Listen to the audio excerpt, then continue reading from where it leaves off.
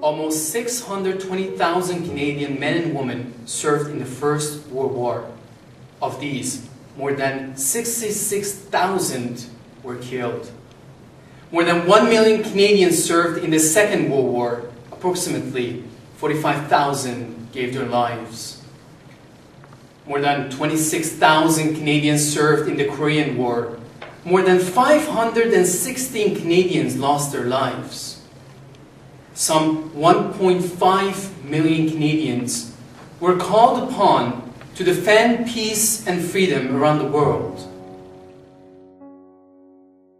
I think we're incredibly lucky that we all live in a country that has not been directly affected by war, in the sense of there has not been a war on Canadian soil for a long time.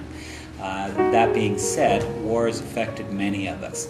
So in my family, it goes back to my grandparents. My grandfather was an ambulance driver in the First World War. In fact, he was what was called a Red Chevron, which meant that he went over with the first Canadians that went to England in order to fight.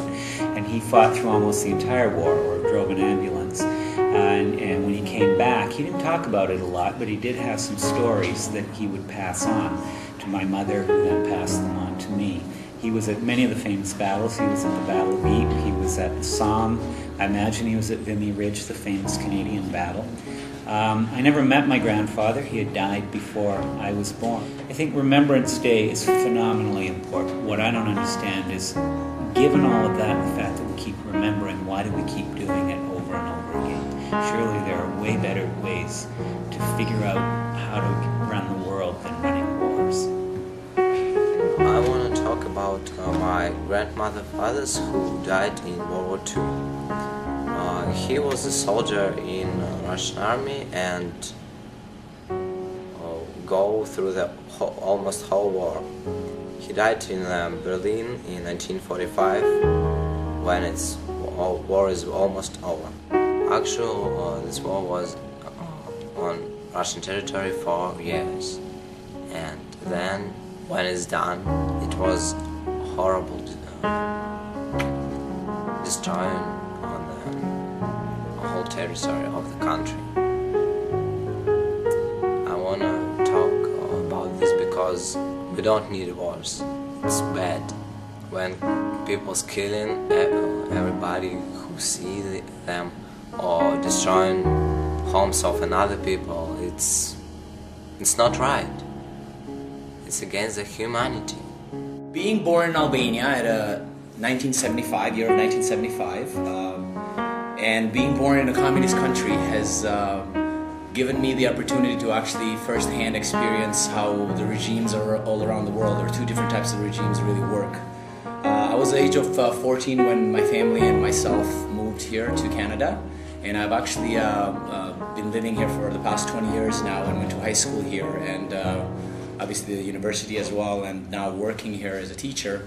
And the experiences between the two countries are like day and night, I would say.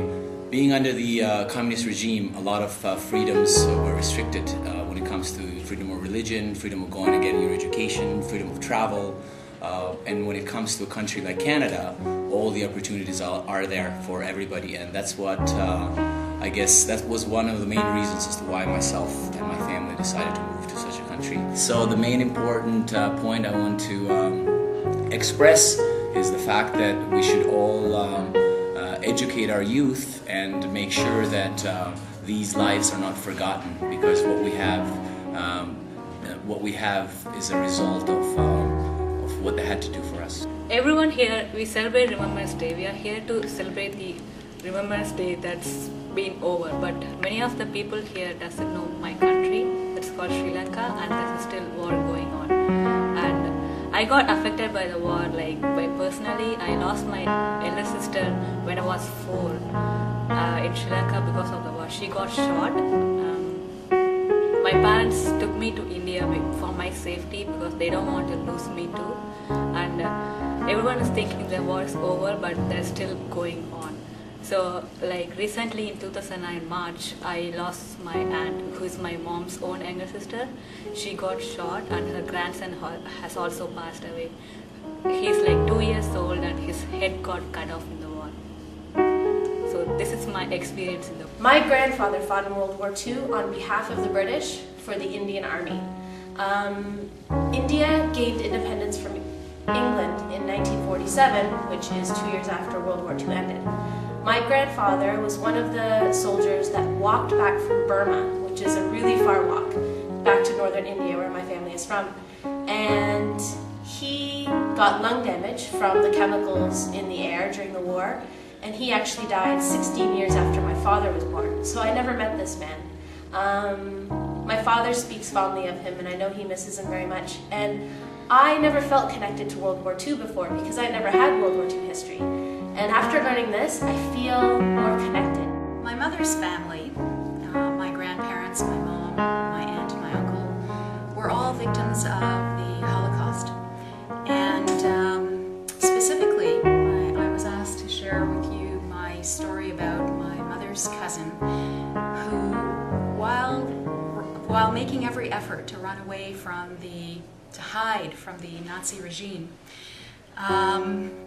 she was caught. She was captured and forced onto the train that would take them to the gas chambers to kill them.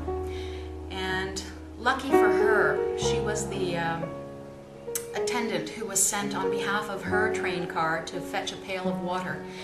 And everyone on that train car agreed that she should run for her life and forget about the pail of water. And so she did. She ran into the forest, and the soldiers shot after her and actually did hit her in the wrist. But she still knew that if she were captured, she would pay with her life. And so she hid in the forest, and it was the generosity and bravery of the partisans who grabbed her and nursed her back to the best possible state of well-being that they could do with in the forest. And so the train went on to the gas chambers, and all of the people in her car obviously didn't have the pail of water, and they were sent to their death, and she survived. She actually escaped the trip to the gas chambers and lived to tell about it. This is what my family was running away from. On November 11th in Canada, it's Remembrance Day. But in Somalia, every day is Remembrance Day. Ever since 1991, in December. There's a civil war going on. Thousands of Somalis being killed in the streets of Somalia. The American government with the Ethiopian governments, they're working together to fight the streets of Somalia, civil war. My parents, and I'm sure a lot of Somali parents in school today, probably got kicked out of school, moved to Kenya, maybe Italy, maybe up north of Somalia. My dad personally went to Kenya. My parents moved up, and here I am today, living in Canada. Allah restore to everyone that passed away during the Civil War.